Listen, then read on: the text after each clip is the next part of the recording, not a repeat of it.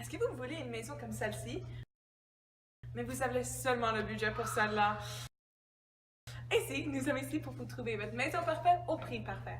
Bienvenue à InfoCoco. Cette semaine, nous allons mettre l'emphase sur les fondamentaux à retrouver ou à demander lorsque vous voulez acheter une nouvelle maison. Premièrement, voulez-vous acheter ou louer une maison? Cette question est cruciale. Pour ceux qui ne savent pas la différence entre les deux, écoutez bien si vous voulez garder votre argent. Par exemple, avez-vous une stabilité financière promettant ou occupez-vous un emploi stable? Et dans les 5 prochaines années, voyez-vous étant une famille, un père, une mère, avec des enfants, ou voyez-vous être mangé par le chat? Ce sont tous des questions très pertinentes. Maintenant, nous allons comparer les différences entre acheter et louer une maison. Maintenant pour la location. Premièrement, vous payez moins d'avance. Bien que nombreux propriétaires demandent le loyer du premier et du dernier mois, ainsi qu'un dépôt de garantie, ce montant est toujours inférieur à celui que vous auriez probablement payé pour un acompte. Vous ne pourrez peut-être pas mettre à jour ou personnaliser votre espace de vie. Cependant, les réparations, si vous en avez besoin, coûtent généralement moins cher. Votre propriétaire est probablement responsable de la réparation de choses comme des robinets qui fuient. Votre loyer pourrait augmenter à l'avenir. La relocalisation peut être plus facile si vous pensez que vous pouvez déménager des villes ou changer d'emploi dans un avenir proche. Vous avez moins de responsabilités lorsque vous quittez une location. Au contraire, si vous prévoyez rester plus de 5 ans dans votre location, cela ne serait pas nécessairement un bon investissement parce qu'éventuellement, vous allez perdre de l'argent. Si tous ces éléments vous concernent, la location serait peut-être intéressante pour vous. Maintenant, pour l'achat.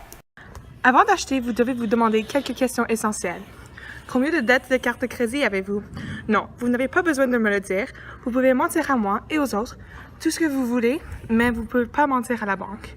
Si vous voulez acheter une maison, je ne dis pas que vous ne pouvez pas avoir de dette pour acheter une maison, mais je crois que la dette est le symptôme d'une plus grande maladie. Votre mise de fonds sur votre première maison serait probablement le plus gros investissement jamais effectué. Je ne parle pas seulement de l'acompte dont vous aurez besoin pour financer la maison, mais aussi de tous les coûts imprévus liés à votre acquisition.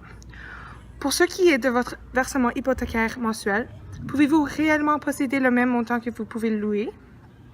En vérité, le montant que vous payez en loyer serait probablement similaire en montant que vous payerez en principe et aux intérêts sur votre prêt hypothécaire. Cependant, votre principe et vos intérêts ne sont pas les seuls coûts associés à la possession. Soyez prudent lorsque vous utilisez simplement une calculatrice hypothécaire en ligne pour déterminer le coût de la possession d'une maison. Le versement hypothécaire n'est qu'un élément du casse-tête. Vous devez déterminer un montant raisonnable que vous pouvez vous permettre avant de magasiner pour une maison. Maintenant, pour la propriété et la copropriété. Vous vous demandez peut-être qu'est-ce que la différence entre propriétaire et être copropriétaire. La réponse est simple. Être propriétaire indique que vous possédez un logement en entièreté. Un propriétaire est donc responsable pour l'entièreté de son logement, comme il ne doit pas le partager avec qui que ce soit. Puis, être copropriétaire indique que vous devenez propriétaire d'un logement dans un immeuble, mais que vous devenez également propriétaire d'un certain pourcentage des parties communes de l'immeuble, comme les couloirs, les ascenseurs, les escaliers, le toit et le jardin. Malgré qu'il existe plusieurs avantages et désavantages liés aux deux aspects abordés, comme être propriétaire et copropriétaire, il existe plus de désavantages liés aux copropriétés, comme le partage des responsabilités et des coûts est majeur. La vie de copropriété a plusieurs inconvénients, comme des règles plus strictes et plus de devoirs. Maintenant, vous vous demandez peut-être quelles sont les démarches à suivre pour pouvoir s'acheter une maison. Démarche 1. Commencez vos recherches tôt. Rien n'est plus pire de ne pas savoir quel type de maison vous voulez quand vous commencez votre chasse immobilière.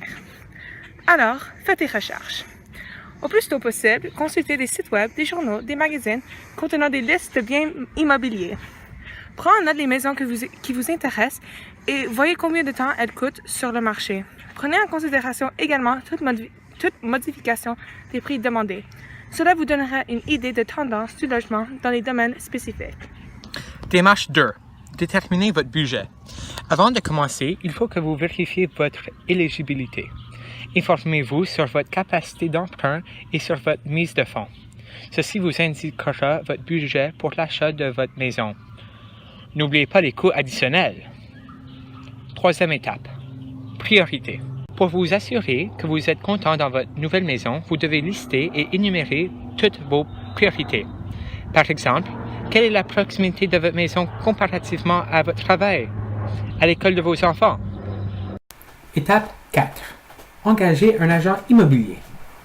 Un agent immobilier vous est utile comme ce dernier est spécialisé dans le domaine immobilier et il vous guidera dans les dernières étapes liées à l'achat de votre nouvelle maison. Lorsqu'on achète une maison, on entend le mot hypothèque revenir très souvent. Mais qu'est-ce que cela veut réellement dire? Une hypothèque est un mot que les prêteurs utilisent pour décrire une pile formidable de documents légaux que vous devez signer pour obtenir l'argent dont vous avez besoin pour acheter une maison.